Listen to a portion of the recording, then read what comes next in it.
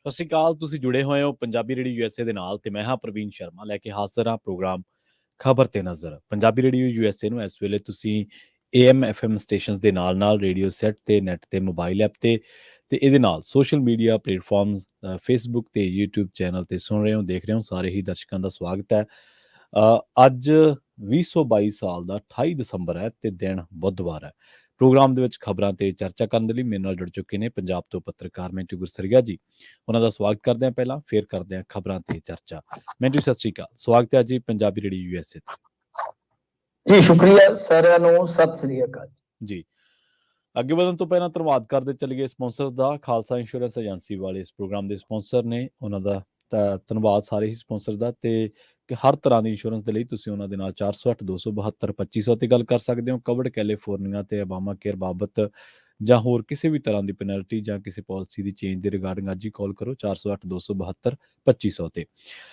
US immigration ਬਾਬਤ ਤੁਹਾਡਾ ਕੋਈ ਸਵਾਲ ਹੈ, ਕੋਈ ਸਲਾਹ ਕਰਨੀ ਹੈ ਤਾਂ ਟਰਕੀਅਨ ਇਮੀਗ੍ਰੇਸ਼ਨ ਲਾ ਫਰਮ ਵਾਲੇ ਜੇ ਟਰਕੀਅਨ ਅਟਾਰਨੀ ਟਰਕੀਅਨ ਦੇ ਨਾਲ ਤੁਸੀਂ ਹਰ ਤਰ੍ਹਾਂ ਦੇ ਸਵਾਲ ਯੂਐਸ ਇਮੀਗ੍ਰੇਸ਼ਨ ਬਾਬਤ ਗੱਲਬਾਤ ਕਰ ਸਕਦੇ ਹੋ 415 909 0503 ਤੇ।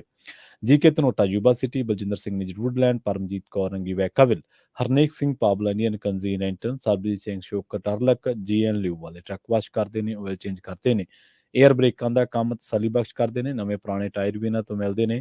ਲੋਕੇਸ਼ਨ ਹੈ ਸੈਂਟਾ ਨੇਲਾ ਦੀ। ਨਿੰਮਾ ਸਹੋਤਾ ਦੇ ਨਾਲ ਗੱਲ ਕੀਤੀ ਜਾ ਸਕਦੀ ਹੈ 209 277 0113 ਤੇ। ਜੱਸੀ ਗਿੱਲ ਬੇਕਰਸਫੀਲਡ ਤੋਂ ਤੇ ਬੂਟਾ ਸਿੰਘ ਰਾਣੀਪੁਰ ਫਰੈਜ਼ਨੋ ਤੋਂ। ਇਹਨਾਂ ਸਾਰੇ ਹੀ ਸਪਾਂਸਰ ਦਾ ਬਹੁਤ ਬਹੁਤ ਧੰਨਵਾਦ। ਜੇਕਰ ਤੁਸੀਂ ਵੀ ਇਹਨਾਂ ਪ੍ਰੋਗਰਾਮਾਂ ਨੂੰ ਸਪਾਂਸਰ ਕਰਨਾ ਚਾਹੁੰਦੇ ਹੋ ਤਾਂ ਸਟੂਡੀਓ ਦਾ ਨੰਬਰ ਹੈ 408 272 5200। ਮਿੰਟੂ ਜੀ, ਖਬਰਾਂ ਦੀ ਸ਼ੁਰੂਆਤ ਕਰੀਏ ਸ਼ਹੀਦੀ ਸਭਾ ਤੋਂ। ਜਥੇਦਾਰ ਸਾਹਿਬ ਨੇ ਪੰਜਾਬ ਦੇ ਪਾਣੀ ਤੇ ਪੰਜਾਬ ਦੀ ਜਵਾਨੀ ਦਾ ਮੁੱਦਾ ਚੁੱਕਿਆ ਜੀ।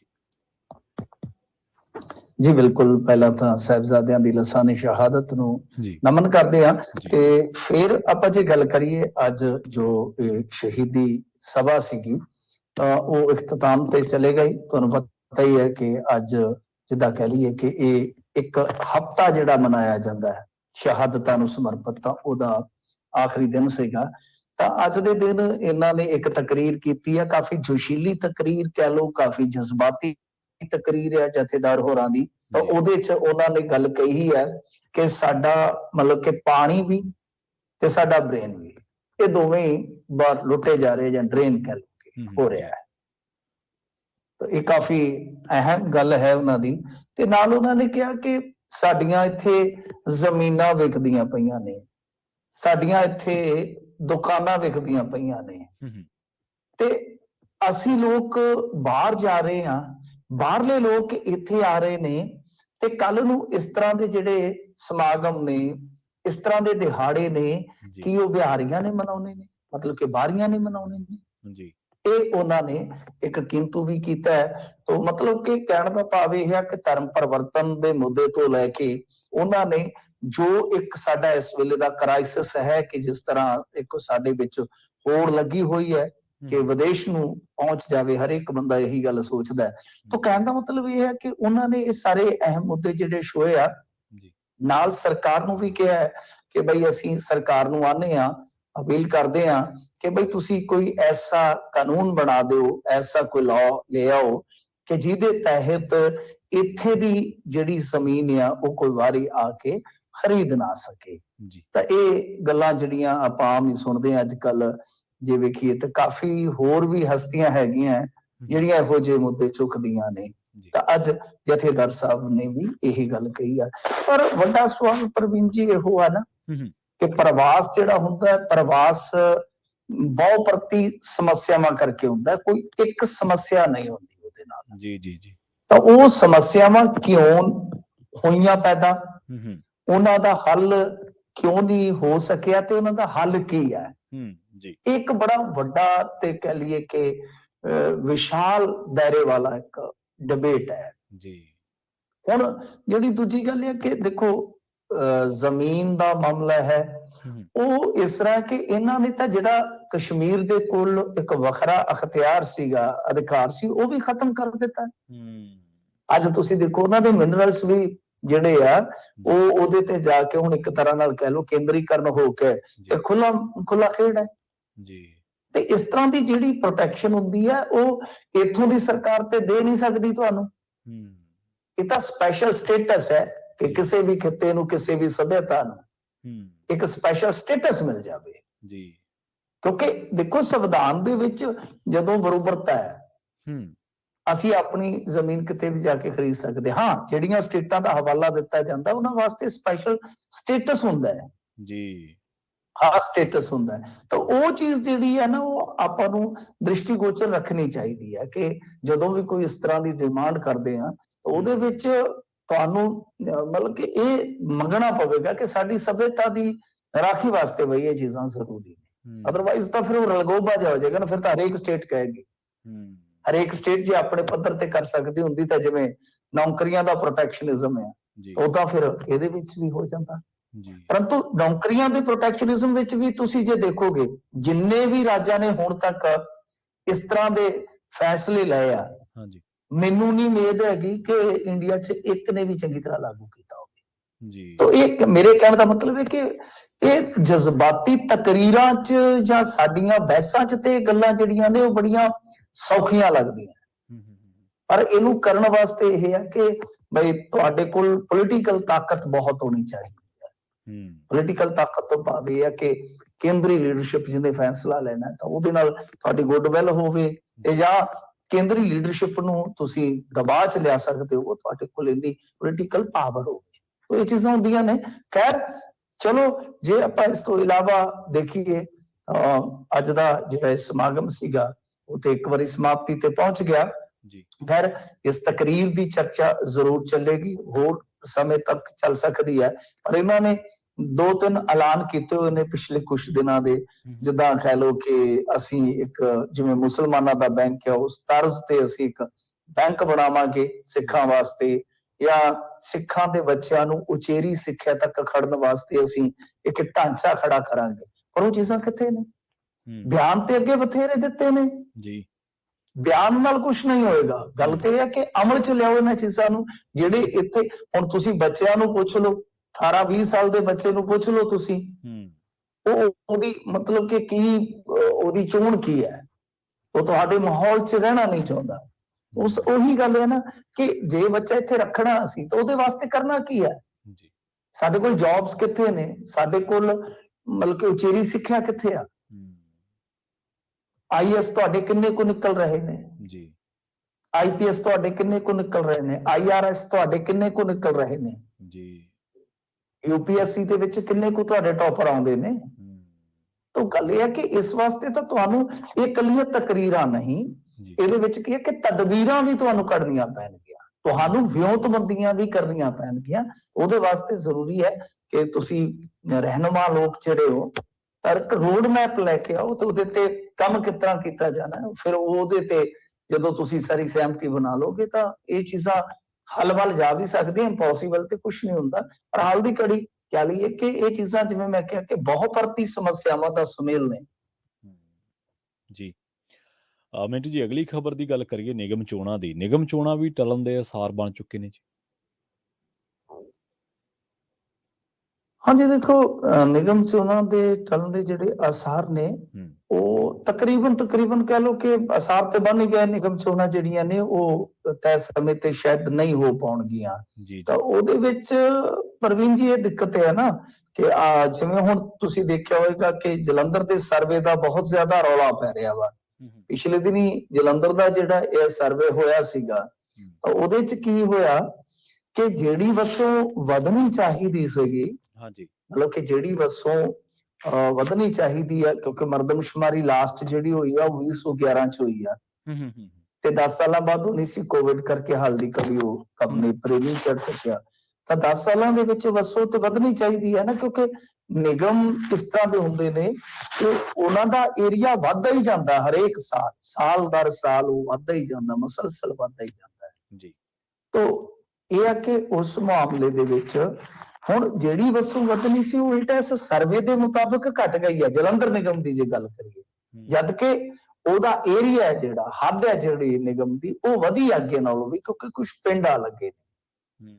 ਜੇ ਮੈਂ ਤੁਹਾਨੂੰ ਮਿਸਾਲ ਦੇ ਕੇ ਇਸ ਚੀਜ਼ ਦੀ ਸਾਰੀ ਜੜ ਦੱਸਾਂ, ਉਹਦੇ ਵਿੱਚ ਕੀ ਹੈ ਤਫਸੀਲ ਦੇ ਨਾਲ ਕਿ ਦੇਖੋ ਹੁਣ 2011 ਦੇ ਵਿੱਚ ਜਿਹੜੀ ਜਲੰਧਰ ਨਿਗਮ ਦੀ ਵਸੋਂ ਸੀਗੀ ਉਹ ਤਕਰੀਬਨ ਲਾ ਲਓ ਕਿ 9,74,000 ਸੀ ਸ਼ਾਇਦ ਜੀ। ਨਹੀਂ 9,14,000।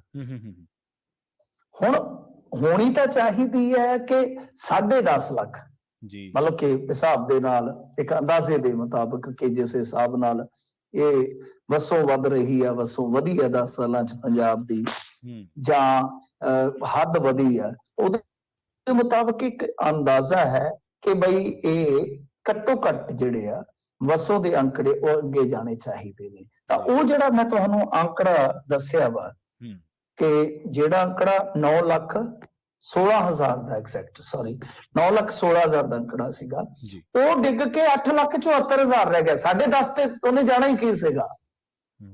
ਤਾਂ ਹੁਣ ਕਿਤੇ ਨਾ ਕਿਤੇ ਇਸ ਗੱਲ ਤੇ ਥੋੜੀ ਬਹਿਸ ਛਿੜ ਗਈ ਕਿ ਭਈ ਕੀ ਇਹ ਸਰਵੇ ਜਿਹੜਾ ਹੈ ਉਹ ਕਿਸੇ ਤਕਨੀਕੀ ਨੁਕਸ ਦਾ ਸ਼ਿਕਾਰ ਹੋ ਗਿਆ ਵਾ। ਤੋ ਇਸ ਕਰਕੇ ਹੁਣ ਇਸ ਮਾਮਲੇ ਦੇ ਵਿੱਚ ਇਹ ਜਿਹੜੀ ਇੱਕ ਸੰਭਾਵਨਾ ਬਣ ਗਈ ਕਿ ਸਰਵੇ ਦਰੁਸਤ ਕਰਨ ਦੀ ਜ਼ਰੂਰਤ ਹੈ, ਸ਼ਾਇਦ ਦੁਬਾਰਾ ਕਰਨਾ ਪਊਗਾ। ਇਸ ਤੋਂ ਇਲਾਵਾ ਵਾਰਡਬੰਦੀ ਵੀ ਕਿਤੇ ਨਾ ਕਿਤੇ ਸੁਰਖੀਆਂ 'ਚ ਹੈ ਕਿ ਵਾਰਡਾਂ ਵੀ ਤੁਹਾਨੂੰ ਪਤਾ ਹੀ ਨਾ ਵਧਾਈਆਂ ਜਾਂਦੀਆਂ ਨੇ, ਘਟਾਈਆਂ ਜਾਂਦੀਆਂ ਨੇ।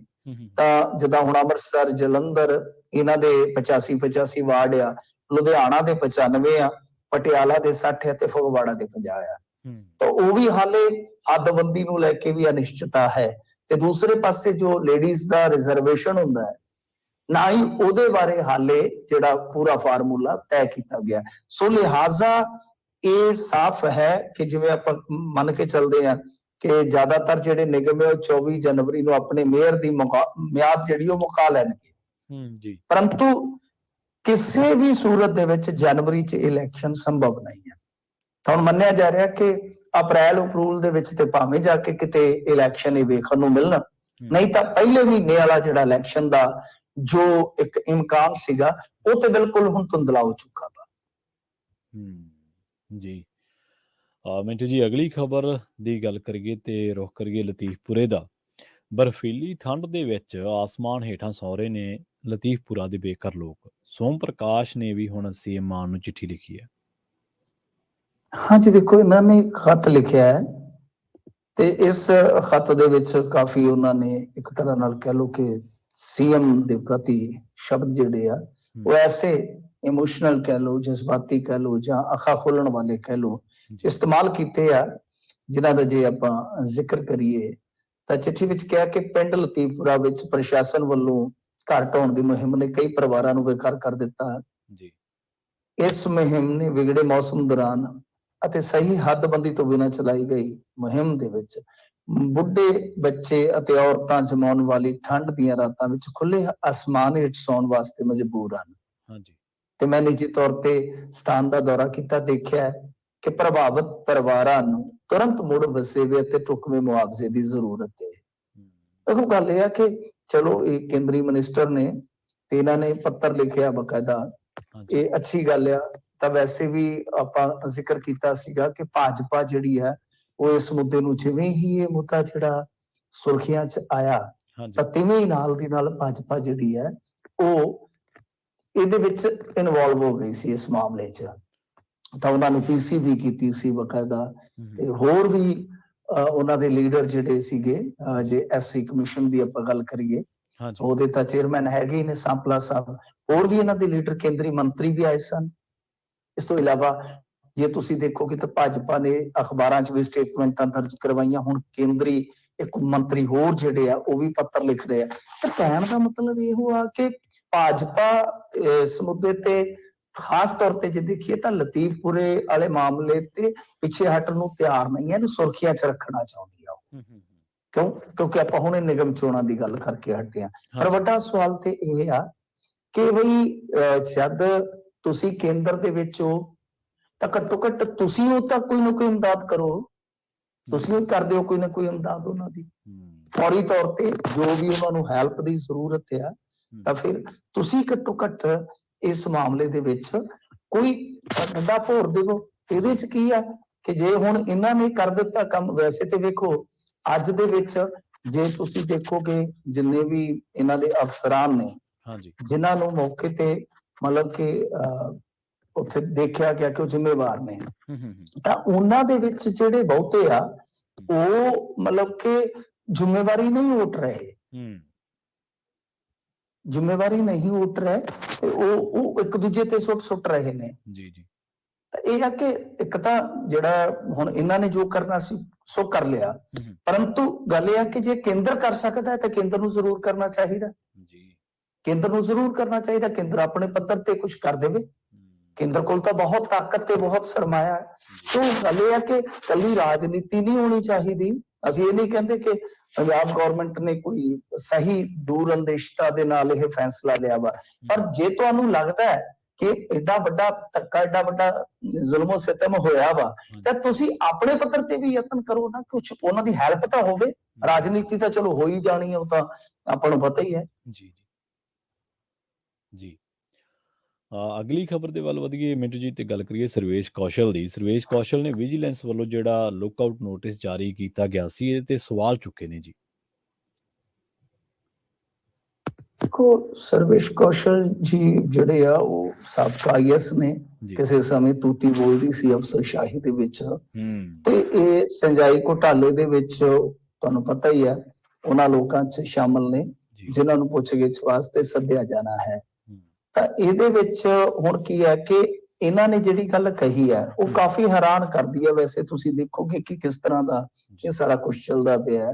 ਤਾਂ ਇਹਨਾਂ ਨੇ ਜੋ ਗੱਲ ਕਹੀ ਆ ਉਹਦੇ ਵਿੱਚ ਪੰਜਾਬ ਸਰਕਾਰ ਜਾਂ ਵਿਜੀਲੈਂਸ, ਇਹਨਾਂ ਤੇ ਕਾਫੀ ਸਵਾਲ ਖੜੇ ਹੋ ਜਾਣਗੇ। ਤਾਂ ਉਹ ਕਹਿੰਦੇ ਨੇ ਕਿ ਦੇਖੋ, ਜੋ ਇਹ ਗੱਲ ਕਹੀ ਜਾ ਰਹੀ ਹੈ ਕਿ ਲੁੱਕਆਊਟ ਨੋਟਿਸ ਮੇਰੇ ਤੇ ਜਾਰੀ ਕੀਤਾ ਗਿਆ ਹੈ, ਉਹ ਕਹਿੰਦੇ ਆ ਕਿ ਮੇਰੇ ਖਿਲਾਫ ਕੋਈ ਕੇਸ ਨਹੀਂ, ਕੋਈ ਮੇਰੇ ਖਿਲਾਫ ਕੋਈ ਹਾਲੇ ਪੈਂਡਿੰਗ ਕੋਈ ਇਨਵੈਸਟੀਗੇਸ਼ਨ ਨਹੀਂ, ਬਗੈਰ ਉਸਦੇ ਵਿਜੀਲੈਂਸ ਲੁੱਕਆਊਟ ਨੋਟਿਸ ਜਾਰੀ ਕੀਤਾ ਹੈ। ਪਰ ਹੁਣ ਉਹ ਕਹਿੰਦੇ ਨੇ ਕਿ ਦੇਖੋ, ਇਹਨਾਂ ਨੇ ਸਤੰਬਰ 22 ਚ ਲੁੱਕਆਊਟ ਨੋਟਿਸ ਜਾਰੀ ਕੀਤਾ ਹੈ, ਜੋ ਅਖਬਾਰ ਕਹਿ ਰਹੀ ਹੈ, ਜਿਹਦੇ ਵਿੱਚ ਇਹ ਸਾਰੀ ਖਬਰ ਲੱਗੀ ਹੈ। ਉਹ ਕਹਿ ਰਹੇ ਆ ਕਿ 1 ਦਸੰਬਰ ਨੂੰ ਵਾਪਸ ਪਰਤਣਾ ਸੀਗਾ, ਪਰੰਤੂ ਕਮਾਲ ਦੀ ਗੱਲ ਹੈ ਕਿ ਉਹ ਕਹਿੰਦੇ ਆ ਕਿ ਇਹ ਜਿਹੜਾ ਮਤਲਬ ਕਿ ਲੁੱਕਆਊਟ ਨੋਟਿਸ ਜਾਰੀ ਹੋਇਆ ਉਹ ਮੇਰੇ ਵਿਦੇਸ਼ ਜਾਣ ਤੋਂ ਬਾਅਦ ਹੋਇਆ ਤੇ ਮੈਂ ਮਤਲਬ ਕਿ ਪਹਿਲਾਂ ਹੀ ਉੱਥੇ ਚਲ ਗਿਆ ਸੀਗਾ। ਇਹ ਹੈਰਾਨੀ ਵਾਲੀ ਗੱਲ ਹੈ। ਜਿਵੇਂ ਆਪਾਂ ਅੱਗੇ ਕੁਝ ਮੁੱਦਿਆਂ 'ਚ, ਕੁਝ ਮਾਮਲਿਆਂ 'ਚ ਦੇਖਿਆ ਹੈ ਕਿ ਖਾਸ ਤੌਰ ਤੇ ਕੁਝ ਸਾਬਕਾ ਐਮਐਲਏ, ਕੁਝ ਸਾਬਕਾ ਮੰਤਰੀ ਜਾਂ ਇੱਕ ਬਹੁਤ ਵੱਡਾ ਘੁਟਾਲੇਬਾਜ਼, ਇਹ ਸਾਰੇ ਚਲੇ ਗਏ। ਲੁੱਕਆਊਟ ਨੋਟਿਸ ਵਗੈਰਾ ਜਿਹੜੀਆਂ ਫਾਰਮੈਲਿਟੀਆਂ ਨੇ ਉਹ ਸਾਰੀਆਂ ਬਾਅਦ ਦੇ ਵਿੱਚ ਇਹ ਕਰੀ ਜਾ ਰਹੇ ਨੇ, ਬਾਅਦ ਦੇ ਵਿੱਚ। ਤਾਂ ਉਹ ਆਰਾਮ ਨਾਲ ਇੱਥੋਂ ਨਿਕਲ ਗਏ। ਤਾਂ ਇਹ ਕਹਿੰਦੇ ਕਿ ਮੈਂ ਤੇ ਜੂਨ ਮਹੀਨੇ 'ਚ ਅਮਰੀਕਾ ਆ ਗਿਆ ਸੀਗਾ, 1 ਦਸੰਬਰ 2022 ਨੂੰ ਭਾਰਤ ਵਾਪਸ ਆਉਣਾ ਸੀ। ਹੁਣ ਮੈਂ ਤੁਹਾਡੀ ਇਨਵੈਸਟੀਗੇਸ਼ਨ ਕਿੱਦਾਂ ਜੁਆਇਨ ਕਰਾਂ, ਕਿਉਂਕਿ ਐਲਓਸੀ ਜਾਰੀ ਹੋਣ ਕਰਕੇ ਮੈਨੂੰ ਦਿੱਕਤ ਆਏਗੀ। ਤਾਂ ਸਮਝ ਨਹੀਂ ਆ ਰਹੀ ਇਹ ਚੱਲ ਕੀ ਰਿਹਾ ਹੈ ਕਿ ਜਦੋਂ ਇਸ ਤਰ੍ਹਾਂ ਤੁਸੀਂ ਕਿਸੇ ਵੀ ਬੰਦੇ ਨੂੰ ਇਨਵੈਸਟੀਗੇਸ਼ਨ 'ਚ ਸ਼ਾਮਲ ਕਰਨ ਵਾਸਤੇ, ਔਰ ਖਾਸ ਤੌਰ ਤੇ ਹਾਈ ਪ੍ਰੋਫਾਈਲ ਮਾਮਲੇ ਦੇ ਵਿੱਚ ਜਦੋਂ ਤੁਸੀਂ ਕਿਸੇ ਨੂੰ ਇਸ ਤਰ੍ਹਾਂ ਸ਼ਾਮਲ ਕਰਨਾ ਹੈ, ਲੁੱਕਆਊਟ ਨੋਟਿਸ ਜਾਰੀ ਕਰ ਰਹੇ ਹੋ ਤੁਸੀਂ, ਇਹ ਜਿਹੜਾ ਸਾਰਾ ਕੁਝ ਤੁਸੀਂ ਕਰ ਰਹੇ ਹੋ, ਜਿੱਦਾਂ ਵੀ ਕਰ ਰਹੇ ਹੋ, ਭਈ ਉਹ ਘੱਟੋ ਘੱਟ ਇਹ ਤੇ ਜਾਂਚ ਪਰਖ ਲਵੋ ਨਾ ਕਿ ਉਹ ਬੰਦਾ ਕਿੱਥੇ, ਔਰ ਸਾਬਕਾ ਆਈਐਸ ਹੋ ਕੇ ਤੁਹਾਨੂੰ ਨਹੀਂ ਪਤਾ ਕਿ ਕਿੱਥੇ ਆ। ਬੜੀ ਅਜੀਬੋ-ਗਰੀਬ ਦੀ ਪਰਿਸਥਿਤੀ ਪੈਦਾ ਹੋ ਜਾਂਦੀ ਹੈ ਨਾ। ਜੀ ਜੀ। ਔਰ ਤੁਸੀਂ ਵੈਸੇ ਵੀ ਦੇਖੋਗੇ ਤਾਂ ਇਹ ਜੇ ਮਾਮਲੇ ਵਿੱਚ, ਜਿਵੇਂ ਤੁਹਾਨੂੰ ਕਿਹਾ ਕਿ ਇੱਕ ਸਾਬਕਾ ਕਾਂਗਰਸੀ ਜਿਹੜਾ ਸੀਗਾ ਐਮਐਲਏ, ਉਹ ਮਤਲਬ ਕਿ ਜਾਂਦਾ ਹੈ, ਬਾਹਰ ਚਲੇ ਜਾਂਦਾ ਹੈ, ਉੱਥੋਂ ਜ਼ਮਾਨਤ ਵੀ ਉਹ ਅਪਲਾਈ ਕਰਦਾ ਹੈ, ਤੇ ਉਹਦੇ 'ਚ ਕੀ ਹੋਇਆ ਕਿ ਬਾਅਦ ਦੇ ਵਿੱਚ ਇਹ ਪਤਾ ਲੱਗਦਾ ਕਿ ਆਸਟ੍ਰੇਲੀਆ 'ਚ ਇਹ ਉਹਦੇ ਖਿਲਾਫ ਐਲਓਸੀ ਜਾਰੀ ਕਰੀ ਬੈਠੇ। ਤੇ ਸਮਝ ਨਹੀਂ ਆਉਂਦੀ ਕਿ ਇਹਨਾਂ ਕੋਲ ਪੁਖਤਾ ਜਾਣਕਾਰੀ ਕਿਉਂ ਨਹੀਂ ਹੁੰਦੀ। ਜੀ ਜੀ। ਇਹ ਮਾਮਲਾ ਕਾਫੀ ਕਹਿ ਲਓ ਕਿ ਨਮੋਸ਼ੀਜਨਕ ਬਣ ਜਾਂਦਾ ਹੈ ਜਦੋਂ ਇਹੋ ਜਿਹੀਆਂ ਗੱਲਾਂ ਜਿਹੜੀਆਂ ਨੇ ਉਹ ਸਾਹਮਣੇ ਆਉਂਦੀਆਂ। ਹਾਂਜੀ ਜੀ ਜੀ। ਅਗਲੀ ਖਬਰ ਦੇ ਵੱਲ ਵਧੀਏ ਮਿੰਟੂ ਜੀ, ਤੇ ਗੱਲ ਕਰੀਏ ਚੰਡੀਗੜ੍ਹ ਤੇ ਐਸਐਸਪੀ ਦੇ ਬਾਰੇ। ਇਹ ਮਸਲਾ ਹਾਲੇ ਤੱਕ ਠੀਕ ਨਹੀਂ ਹੋਇਆ ਜੀ, ਕਿਸੇ ਹੱਲ ਤੱਕ ਨਹੀਂ ਹੋਇਆ। ਅੱਛਾ ਦੇਖੋ, ਇਹਦੇ ਵਿੱਚ ਕੀ ਹੈ ਕਿ ਹੁਣ ਐਸਐਸਪੀ ਵਾਲਾ ਜਿਹੜਾ ਮੁੱਦਾ ਹੈ ਉਹਦੇ 'ਚ ਜਿੱਦਾਂ ਖਤੋ ਖਤਾਬਤ ਹੋਈ ਗੱਲ, ਫਿਰ ਉੱਥੇ ਆ ਜਾਂਦੀ ਹੈ ਸਥਿਤੀ ਜਿਹੜੀ ਕਿਹੋ ਜਿਹੀ ਬਣਦੀ ਆ। ਹੁਣ ਇਹਨਾਂ ਨੇ ਜਿਹੜੀਆਂ ਗੱਲਾਂ ਕਹੀਆਂ, ਰਾਜਪਾਲ ਨੇ ਜਿਸ ਤਰ੍ਹਾਂ ਦਾ ਢੁਕਵਾਂ ਤੇ ਜਿਸ ਤਰ੍ਹਾਂ ਦਾ ਠੋਸ ਜਵਾਬ ਦਿੱਤਾ, ਤਾਂ ਉਹਦੇ ਵਿੱਚ ਆਪਾਂ ਨੂੰ ਸਭਨਾਂ ਨੂੰ ਪਤਾ ਹੀ ਹੈ ਕਿ ਬਈ ਕਿਸ ਤਰ੍ਹਾਂ ਮਾਹੌਲ ਜਿਹੜਾ ਸੀਗਾ ਉਹ ਗਰਮੀ ਵਾਲਾ ਵੀ ਸੀ, ਤੇ ਕਿਸ ਤਰ੍ਹਾਂ ਸਰਕਾਰ ਵਾਸਤੇ ਇੱਕ ਐਸਾ ਨਮੋਸ਼ੀਜਨਕ ਸੀ ਕਿ ਬੈਕਫੁੱਟ ਤੇ ਜਾਣਾ ਪਿਆ ਸਰਕਾਰ ਨੂੰ। ਹੁਣ ਗੱਲ ਇਹ ਹੈ ਕਿ ਪ੍ਰਵਾਨਗੀ ਤੇ ਚਲੋ ਹੋਮ ਮਿਨਿਸਟਰੀ ਨੇ ਦੇਣੀ ਹੈ, ਇਹਨਾਂ ਨੇ ਤਾਂ ਆਪਣਾ ਪੈਨਲ ਜਿਹੜਾ ਉਹ ਭੇਜ ਰੱਖਿਆ ਵਾ, ਹਾਲ ਦੀ ਘੜੀ ਉਹ ਜਿਹੜੀ ਪ੍ਰਵਾਨਗੀ ਆ ਉਹ ਨਹੀਂ ਮਿਲੀ, MHA ਦੀ ਮਨਜ਼ੂਰੀ ਦੀ ਉਡੀਕ ਹੈ। ਪਰ ਗੱਲ ਇਹ ਆ ਕਿ ਇਹ 2022 ਵਾਲਾ ਜਿਹੜਾ ਸਾਲ ਏਦਾਂ ਹੀ ਲੰਘ ਜਾਏਗਾ, ਇਹ ਆਪਣੇ ਆਪ ਦੇ ਵਿੱਚ ਹੈ ਕਿ ਕਿਉਂ MHA ਇਸ ਤਰ੍ਹਾਂ ਦਾ ਫੈਸਲਾ ਰੋਕ ਕੇ ਬੈਠਾ ਵਾ, ਉਹਨਾਂ ਨੂੰ ਇਹ ਸਾਰਾ ਕੁਝ ਕਰ ਦੇਣਾ ਚਾਹੀਦਾ ਸੀਗਾ, ਉਹ ਕਿਉਂ ਨਹੀਂ ਕਰ ਰਹੇ? ਚਲੋ ਇਹ ਤਾਂ ਹੁਣ ਪੰਜਾਬ ਸਰਕਾਰ ਪਤਾ ਕਰੇ, ਪਰ ਤੁਸੀਂ ਇਹ ਦੇਖੋ ਕਿ ਪੰਜਾਬ ਸਰਕਾਰ ਇਸ ਮਾਮਲੇ ਦੇ ਵਿੱਚ ਵੀ ਕਿਸ ਤਰ੍ਹਾਂ ਦੀ ਅਜੀਬੋ-ਗਰੀਬ ਪਰਿਸਥਿਤੀ ਚੋਂ ਗੁਜ਼ਰ ਰਹੀ ਹੈ ਕਿ ਇੱਕ SSP ਨੂੰ ਵਾਪਸ ਭੇਜਿਆ ਜਾਂਦਾ ਹੈ ਇਹ ਕਹਿ ਕੇ ਕਿ ਮਿਸਕੰਡਕਟ ਇਹਨੇ ਕੀਤਾ ਵਾ, ਤਾਂ ਮਿਸਕੰਡਕਟ ਕੀਤਾ ਤਾਂ ਤੁਸੀਂ ਵੇਖੋ ਕਿ ਇੰਨੇ ਦਿਨ ਬੀਤ ਗਏ ਆ, ਨਾ ਤਾਂ ਇਹ ਕਹਿ ਸਕੇ ਕਿ ਸਾਡੇ ਅਫਸਰ ਤੇ ਤੁਸੀਂ ਝੂਠੇ ਇਲਜ਼ਾਮਾਤ ਲਾ ਰਹੇ ਜੀ, ਤੇ ਨਾ ਹੀ ਜੇ ਮੰਨ ਲਓ ਜੇ ਉਹਨੇ ਮਿਸਕੰਡਕਟ ਕੀਤਾ ਤੇ ਫਿਰ ਤੁਸੀਂ ਉਹਦੇ ਤੇ ਕੀ ਕਾਰਵਾਈ ਕਰ ਰਹੇ ਹੋ? ਜੀ ਇਹ ਵੀ ਤਾਂ ਇੱਕ ਵੱਡਾ ਸਵਾਲ ਹੈ ਨਾ। ਚਲੋ ਨਿਯੁਕਤੀ ਨਹੀਂ ਹੋ ਰਹੀ ਉਹ ਇੱਕ ਵੱਖਰਾ ਵਿਸ਼ਾ ਹੈ, ਕਿਉਂ ਗ੍ਰਹਿ ਮੰਤਰਾਲਾ ਇਹਨਾਂ ਚੀਜ਼ਾਂ ਤੇ ਫੁਰਤੀ ਨਾਲ ਕੰਮ ਨਹੀਂ ਕਰਦਾ, ਇੱਕ ਵੱਖਰਾ ਵਿਸ਼ਾ ਹੈ। ਤੇ ਜਿਹੜਾ ਮਿਸਕੰਡਕਟ ਵਾਲਾ ਮਸਲਾ ਹੈ ਉਹ ਤਾਂ ਤੁਹਾਡੇ ਅਧਿਕਾਰ ਖੇਤਰ ਦਾ ਹੈ ਨਾ, ਜਾਂ ਤਾਂ ਤੁਸੀਂ ਇਹ ਕਹੋ ਕਿ ਸਾਡੇ ਅਫਸਰ ਤੇ ਝੂਠਾ ਇਲਜ਼ਾਮ ਹੈ ਜੀ, ਤੁਸੀਂ ਕੱਲਾ ਮਿਸਕੰਡਕਟ ਸ਼ਬਦ ਇਸਤੇਮਾਲ ਕੀਤਾ ਵਾ, ਤਾਂ ਮਿਸਕੰਡਕਟ ਸ਼ਬਦ ਨੂੰ ਤੁਸੀਂ ਖੋਲ ਕੇ ਤਾਂ ਦੱਸੋ, ਸਾਨੂੰ ਕੋਈ ਰਿਪੋਰਟ ਤਾਂ ਦੇਵੋ ਲਿਖਤੀ ਕਿ ਸਾਡੇ ਅਫਸਰ ਨੇ ਕੀਤਾ ਕੀ ਹੈ। ਤਾਂ ਘੱਟੋ ਘੱਟ ਦੇਖੋ ਜਿਹੜਾ ਇਸ ਤਰ੍ਹਾਂ ਦਾ ਅਫਸਰ ਮਿਸਕੰਡਕਟ ਜਿਹਾ ਕਲੰਕ ਲੈ ਕੇ ਆ ਗਿਆ ਤਾਂ ਪਤਾ ਤਾਂ ਲੱਗੇ ਨਾ ਬਿਲਕੁਲ ਕੀ ਲੈ ਕੇ ਆਇਆ, ਤੇ ਜੇ ਨਹੀਂ ਤਾਂ ਫਿਰ ਤੁਸੀਂ ਘੱਟੋ ਘੱਟ ਆਪਣੇ ਅਫਸਰ ਨਾਲ ਤੇ ਖਲੋਵੋ, ਤੇ ਜੇ ਅਫਸਰ ਨੇ ਵਾਕਈ ਕੋਈ ਐਸਾ ਵੈਸਾ ਉੱਥੇ ਕੰਮ ਕੀਤਾ, ਚੰਨ ਚਾੜਿਆ ਹੈ, ਤੇ ਉਹਦੇ ਤੇ ਕਾਰਵਾਈ ਕੀ ਹੋ ਰਹੀ ਹੈ ਵੀ ਇੱਕ ਵੱਡਾ ਪ੍ਰਸ਼ਨ ਹੈ। ਜੀ ਬਿਲਕੁਲ। ਜਾਂਦਿਆਂ ਦੀ ਗੱਲ ਕਰੀਏ ਮਿੰਟੂ ਜੀ, NRIs ਦੀ, ਇਸ ਸਾਲ ਕਹਿੰਦੇ NRIs ਨੇ ਰਿਕਾਰਡ ਤੋੜ ਸਰਮਾਇਆ ਭੇਜਿਆ ਜੀ।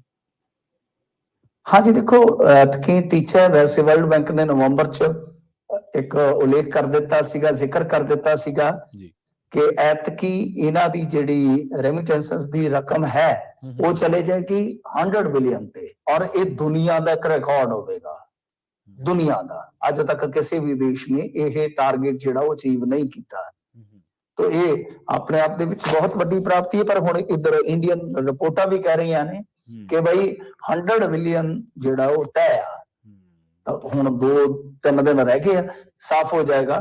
ਤਾਂ ਇਹਦੇ ਵਿੱਚ ਕੀ ਹੈ ਕਿ ਇੰਟਰਸਟਿੰਗ ਜਿਹੜਾ ਫੈਕਟ ਵੇਖਣ ਵਾਲਾ ਹੈ ਕਿ ਜਿੱਦਾਂ ਆਪਾਂ ਦੇਖਦੇ ਹਾਂ ਗਲਫ ਕਾਰਪੋਰੇਸ਼ਨ ਕਾਉਂਸਲ ਦੇ GCC ਕਹਿ ਦਿੰਦੇ ਆ, ਉਹ ਜਿਹੜੇ ਮੁਲਕ ਨੇ, ਤਾਂ ਉਹਨਾਂ ਦੇ ਵਿੱਚੋਂ ਜਿਹੜਾ ਰੈਮਿਟੈਂਸ ਆਉਂਦਾ ਹੈ ਉਹ 54% ਤੋਂ ਘਟ ਕੇ 28 ਰਹਿ ਗਿਆ ਹੈ, ਆਲਮੋਸਟ ਮਤਲਬ ਕਿ ਕਹਿ ਸਕਦੇ ਹੋ ਤੁਸੀਂ ਕਿ 26% ਦੀ ਗਿਰਾਵਟ ਹੈ। ਤੇ ਦੂਸਰੇ ਪਾਸੇ ਜੇ ਤੁਸੀਂ ਵੇਖੋਗੇ ਕੁਝ ਮੁਲਕ ਜਿੱਦਾਂ ਅਮਰੀਕਾ, ਇੰਗਲੈਂਡ ਹੈ, ਸਿੰਗਾਪੁਰ ਹੈ, ਤਾਂ ਇੱਥੇ ਜਿਹੜੇ ਲੋਕ ਗਏ ਨੇ ਇਹਨਾਂ ਵੱਲੋਂ ਭੇਜਿਆ ਜਾਂਦਾ ਰੈਮਿਟੈਂਸ ਜਿਹੜਾ ਹੈ 2016 ਤੋਂ 21 ਦੇ ਮੁਕਾਬਲੇ ਜੇ ਤੁਸੀਂ ਦੇਖੋਗੇ ਤਾਂ ਇਹਦੇ ਵਿੱਚ ਉਹ 26%, ਯਾਨੀ 16 ਤੋਂ 21 ਦੇ ਦਰਮਿਆਨ 26% ਤੋਂ ਵੱਧ ਕੇ 36%, ਮਤਲਬ ਕਿ ਇੱਥੇ ਚੰਗਾ ਭਲਾ ਜੰਪ ਹੈ। ਤਾਂ ਇਹਦਾ ਕਾਰਨ ਇਹ ਦੇਖਿਆ ਜਾ ਸਕਦਾ ਹੈ ਕਿ ਗਲਫ ਜਿਹੜੇ ਮੁਲਕ ਨੇ ਉਹਨਾਂ ਦੇ ਵਿੱਚੋਂ ਲੋਕ ਅਗਾਂਹ ਨੂੰ ਜਾ ਰਹੇ ਨੇ, ਜਾਂ ਸਕਿਲਡ ਹੋ ਕੇ ਜਾਂ ਹੋਰ ਵੱਖ-ਵੱਖ ਵਸੀਲਿਆਂ ਰਾਹੀਂ ਵਧੀਆ ਮੁਲਕਾਂ 'ਚ, ਯਾਨੀ ਜਿਹੜੇ ਜ਼ਿਆਦਾ ਕਮਾਈ ਵਾਲੇ ਮੁਲਕ ਨੇ ਉਹਨਾਂ 'ਚ ਜਾ ਰਹੇ ਆ। ਤੇ ਇੱਕ ਫਿਰ ਰੁਪਈਆ ਵੀ ਟੁੱਟਾ ਹੈ ਨਾ, ਉਹਦਾ ਵੀ ਥੋੜਾ ਪੈ ਜਾਂਦਾ, ਉਹਦਾ ਵੀ ਫਰਕ ਤੁਹਾਨੂੰ ਪਤਾ, ਡਾਲਰ ਦੀ ਵੀ ਬੜੀ ਮਜ਼ਬੂਤੀ ਹੈ। ਇਸ ਕਰਕੇ ਮਤਲਬ ਕਿ ਜੇ ਆਪਾਂ ਦੇਖੀਏ ਤਾਂ ਪਾਕਿਸਤਾਨ ਦਾ ਰੈਮਿਟੈਂਸ ਬਹੁਤ ਡਿੱਗਿਆ, ਹਾਲਾਂਕਿ ਪਾਕਿਸਤਾਨੀ ਬਹੁਤ ਨੇ NRI, ਉਹਨਾਂ ਦਾ ਰੈਮਿਟੈਂਸ ਡਿੱਗ ਪਿਆ, ਤਾਂ ਉਹਨਾਂ ਤੋਂ ਤਾਂ ਲੱਗਦਾ ਕਿ ਬੰਗਲਾਦੇਸ਼ ਵੀ ਆਉਣ ਵਾਲੇ ਸਮੇਂ 'ਚ ਅੱਗੇ ਨਿਕਲ ਸਕਦਾ ਹੈ। ਇਸ ਕਰਕੇ ਇੰਡੀਆ ਬਹੁਤ ਵੱਡੀ ਕਮਾਈ ਕਰ ਰਿਹਾ ਇਹਦੇ ਤੋਂ, ਤੇ ਜੇ ਤੁਸੀਂ ਦੇਖੋਗੇ ਤਾਂ GDP ਦਾ ਵੀ ਇੱਕ ਛੋਟਾ ਜਿਹਾ ਹਿੱਸਾ ਬਣ ਜਾਂਦਾ ਇਹ। ਤਾਂ ਖੈਰ ਜੇ ਦੇਖੀਏ ਆਪਾਂ, ਜਿਹੜੇ ਲੋਕ 22 ਦੇ ਵਿੱਚ 21 ਅਕਤੂਬਰ ਤੱਕ ਦਾ ਅੰਕੜਾ ਹੈ ਮੇਰੇ ਕੋਲ, ਕਿ ਤੁਸੀਂ ਹਿਸਾਬ ਲਾ ਲਓ ਕਿ 2022 ਦਾ ਜਿਹੜਾ ਇਹ ਚਾਲੂ ਵਰ੍ਹਾ ਜਿਹੜਾ, ਤਾਂ ਇਹਦੇ ਵਿੱਚ ਹੀ ਜੇ ਤੁਸੀਂ ਦੇਖੋਗੇ 4,64,275 ਭਾਰਤੀ ਜਿਹੜੇ ਉਹ ਆਪਣਾ ਕੰਮਕਾਰ ਜਾਂ ਜੋ ਵੀ ਹੈ ਕਰਨ ਵਾਸਤੇ ਇੱਥੋਂ ਜਾ ਚੁੱਕੇ ਨੇ।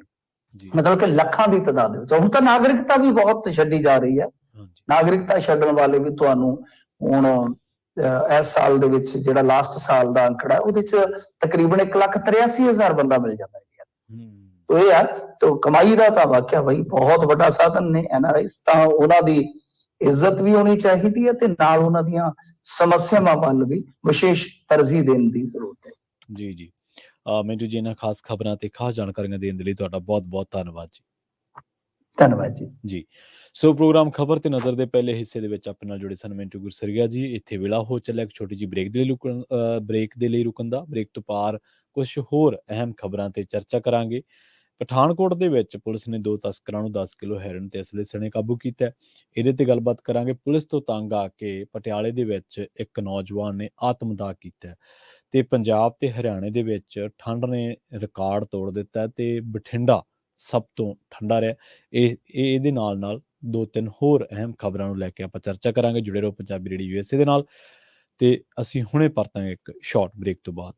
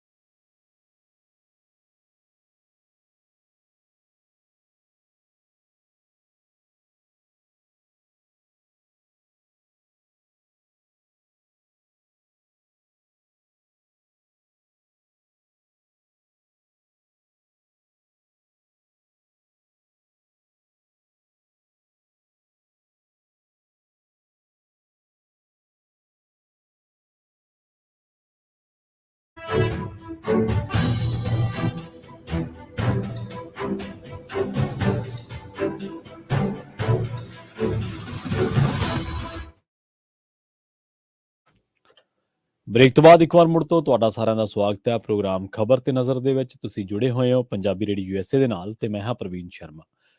ਰੁਕ ਕਰਾਂਗੇ ਮੌਸਮ ਦਾ, ਗੱਲ ਕਰਾਂਗੇ ਮੌਸਮ ਦੀ। ਪੰਜਾਬ ਤੇ ਹਰਿਆਣਾ ਦੇ ਵਿੱਚ ਠੰਡ ਦਾ ਕਹਿਰ ਲਗਾਤਾਰ ਜਾਰੀ ਹੈ, ਜਿਸ ਦੇ ਵਿੱਚ ਬਠਿੰਡਾ ਇਲਾਕਾ ਸਭ ਤੋਂ ਠੰਡਾ ਰਿਹਾ।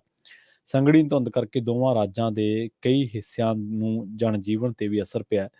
ਮੌਸਮ ਵਿਭਾਗ ਦੇ ਮੁਤਾਬਕ ਬਠਿੰਡਾ 1 ਡਿਗਰੀ ਸੈਲਸੀਅਸ ਦੇ ਨਾਲ ਸਭ ਤੋਂ ਠੰਡਾ ਰਿਹਾ। ਅੰਮ੍ਰਿਤਸਰ ਦਾ ਘੱਟੋ ਘੱਟ ਤਾਪਮਾਨ 2.8 ਡਿਗਰੀ ਸੈਲਸੀਅਸ, ਲੁਧਿਆਣਾ ਦਾ ਘੱਟੋ ਘੱਟ 6.4 ਡਿਗਰੀ ਸੈਲਸੀਅਸ, ਪਟਿਆਲਾ, ਪਠਾਨਕੋਟ, ਫਰੀਦਕੋਟ ਅਤੇ ਗੁਰਦਾਸਪੁਰ ਦੇ ਵਿੱਚ ਤਾਪਮਾਨ 6.8, 7.1, 3.5 ਤੇ 4.7 ਡਿਗਰੀ ਸੈਲਸੀਅਸ ਦਰਜ ਕੀਤਾ ਗਿਆ।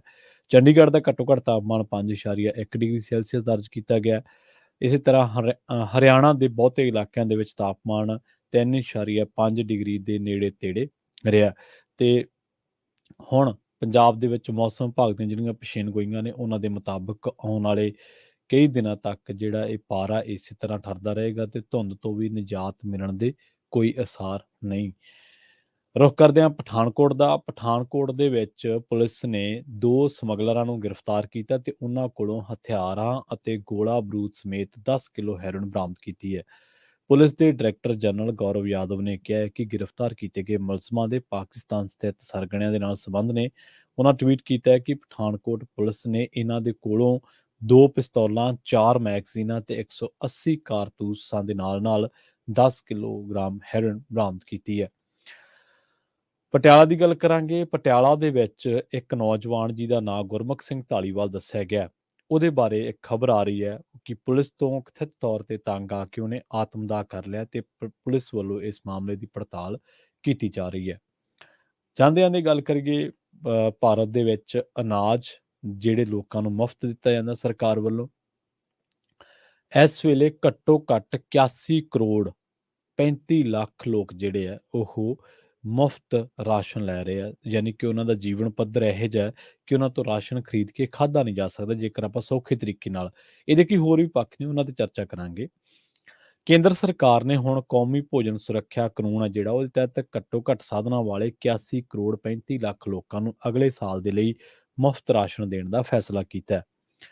ਪਹਿਲਾਂ ਇਸ ਕਾਨੂੰਨ ਦੇ ਤਹਿਤ ਲੋੜਵੰਦ ਨੂੰ ਹਰ ਮਹੀਨੇ 5 ਕਿਲੋਗ੍ਰਾਮ ਅਨਾਜ, 2-3 ਰੁਪਏ ਪ੍ਰਤੀ ਕਿਲੋ ਚੌਲ ਤੇ ਕਣਕ ਦੇ ਜਿਹੜੀ ਆ ਉਹ 2 ਰੁਪਏ ਪ੍ਰਤੀ ਕਿਲੋ ਦੇ ਹਿਸਾਬ ਨਾਲ ਦਿੱਤੀ ਜਾਂਦੀ ਸੀ। ਇਸ ਤੋਂ ਇਲਾਵਾ ਅਤਿਅੰਤ ਗਰੀਬੀ ਦੇ ਵਿੱਚ ਰਹਿ ਰਹੇ ਪਰਿਵਾਰਾਂ ਨੂੰ ਅੰਤੋਦਿਆ ਅੰਨ ਯੋਜਨਾ ਦੇ ਤਹਿਤ ਹਰ ਮਹੀਨੇ 35 ਕਿਲੋ ਅਨਾਜ ਦਿੱਤਾ ਜਾਂਦਾ ਹੈ। ਕਰੋਨਾ ਮਹਾਮਾਰੀ ਦੇ ਦੌਰਾਨ ਕੇਂਦਰ ਸਰਕਾਰ ਨੇ ਕੀ ਕੀਤਾ ਸੀਗਾ, ਪ੍ਰਧਾਨ ਮੰਤਰੀ ਗਰੀਬ ਕਲਿਆਣ ਯੋਜਨਾ ਸ਼ੁਰੂ ਕੀਤੀ ਸੀ, ਜਿਸ ਦੇ ਤਹਿਤ ਹਰ ਲੋੜਵੰਦ ਨੂੰ ਹਰ ਮਹੀਨੇ 5 ਕਿਲੋ ਅਨਾਜ ਤੇ 1 ਕਿਲੋਗ੍ਰਾਮ ਦਾਲ ਮੁਫਤ ਦਿੱਤੀ ਜਾਂਦੀ ਰਹੀ। ਮਾਰਚ 2020 ਦੇ ਵਿੱਚ ਸ਼ੁਰੂ ਕੀਤੀ ਗਈ ਇਸ ਸਕੀਮ ਦੇ ਤਹਿਤ ਲਗਭਗ 80 ਕਰੋੜ ਲੋਕਾਂ ਨੂੰ ਸਹਾਇਤਾ ਦਿੱਤੀ ਜਾਂਦੀ ਰਹੀ। ਪ੍ਰਧਾਨ ਮੰਤਰੀ ਗਰੀਬ ਕਲਿਆਣ ਅੰਨ ਯੋਜਨਾ ਪਹਿਲਾਂ ਸਿਰਫ 3 ਮਹੀਨਿਆਂ ਤੱਕ ਸੀ, ਪਰ ਬਾਅਦ ਦੇ ਵਿੱਚ ਇਸ ਨੂੰ ਕਈ ਵਾਰ ਵਧਾਇਆ ਗਿਆ ਤੇ ਇਹ ਪੌਣੇ 3 ਸਾਲ ਤੱਕ ਲਾਗੂ ਰਹੀ। ਦਸੰਬਰ 2022 ਤੋਂ ਇਹ ਸਕੀਮ ਬੰਦ ਕਰ ਦਿੱਤੀ ਗਈ ਹੈ, ਪਰ ਘੱਟ ਸਾਧਨਾਂ ਵਾਲੇ ਪਰਿਵਾਰਾਂ ਨੂੰ ਕੌਮੀ ਭੋਜਨ ਸੁਰੱਖਿਆ ਕਾਨੂੰਨ ਦੇ ਤਹਿਤ 2023 ਤੱਕ ਅਨਾਜ ਜਿਹੜਾ ਉਹ ਮੁਫਤ ਦਿੱਤਾ ਜਾਵੇਗਾ, ਜਨਵਰੀ 2023 ਤੱਕ। ਇਹਦੇ ਨਾਲ ਦਿਹਾਤੀ ਖੇਤਰ ਦੇ 75% ਤੇ ਸ਼ਹਿਰੀ ਖੇਤਰ ਦੇ 50% ਲੋਕਾਂ ਨੂੰ ਲਾਭ ਪਹੁੰਚਦਾ ਹੈ। ਇਹ ਅਨਾਜ ਮੁਫਤ ਮਿਲੇਗਾ, ਪਰ ਨਾਲ ਹੀ ਹੁਣ ਪ੍ਰਧਾਨ ਮੰਤਰੀ ਗਰੀਬ ਕਲਿਆਣ ਅੰਨ ਯੋਜਨਾ ਦੇ ਤਹਿਤ ਜਿਹੜਾ ਅਨਾਜ ਮਿਲਦਾ ਉਹ ਮੁਫਤ ਮਿਲਦਾ, ਉਹ ਬੰਦ ਹੋ ਜਾਣਾ।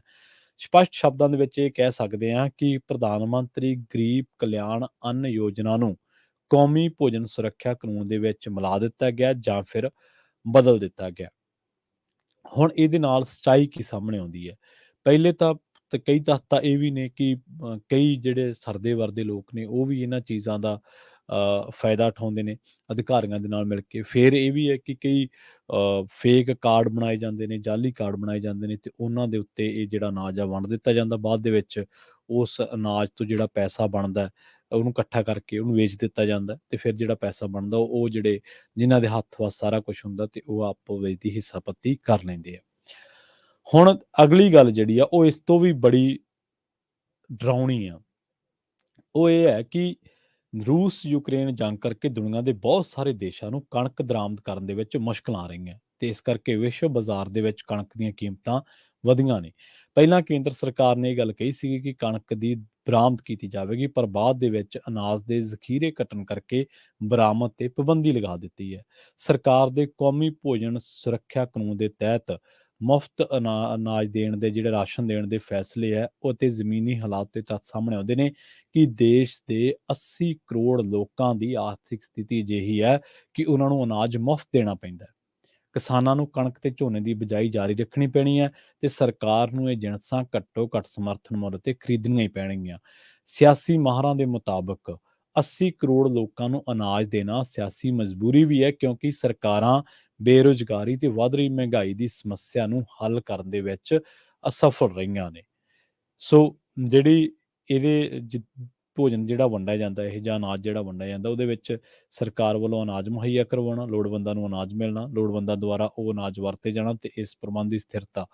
80 ਕਰੋੜ ਲੋਕਾਂ ਦਾ ਇਸ ਸਕੀਮ ਤੇ ਨਿਰਭਰ ਹੋਣਾ ਇਹ ਵੀ ਦਰਸਾਉਂਦਾ ਕਿ ਸਥਿਤੀ ਕਿੰਨੀ ਨਾਜ਼ੁਕ ਹੈ ਤੇ ਇਸ ਪ੍ਰਬੰਧ ਦੇ ਵਿੱਚ ਸਥਿਰਤਾ ਹੋਣੀ ਚਾਹੀਦੀ ਹੈ। ਭਾਵ ਇਹ ਅਨਾਜ ਹਰ ਮਹੀਨੇ ਲੋੜਵੰਦਾਂ ਤੱਕ ਜ਼ਰੂਰ ਪਹੁੰਚਾਉਣਾ ਚਾਹੀਦਾ। ਤੱਥ ਇਹ ਵੀ ਦੱਸਦੇ ਹੈ ਕਿ ਮੁਫਤ ਅਨਾਜ ਵੰਡਣ ਦੀ ਯੋਜਨਾ ਕਿਸੇ ਨਾ ਕਿਸੇ ਰੂਪ ਦੇ ਵਿੱਚ ਕਈ ਸਾਲਾਂ ਤੱਕ ਜਾਰੀ ਰਹਿ ਸਕਦੀ ਹੈ।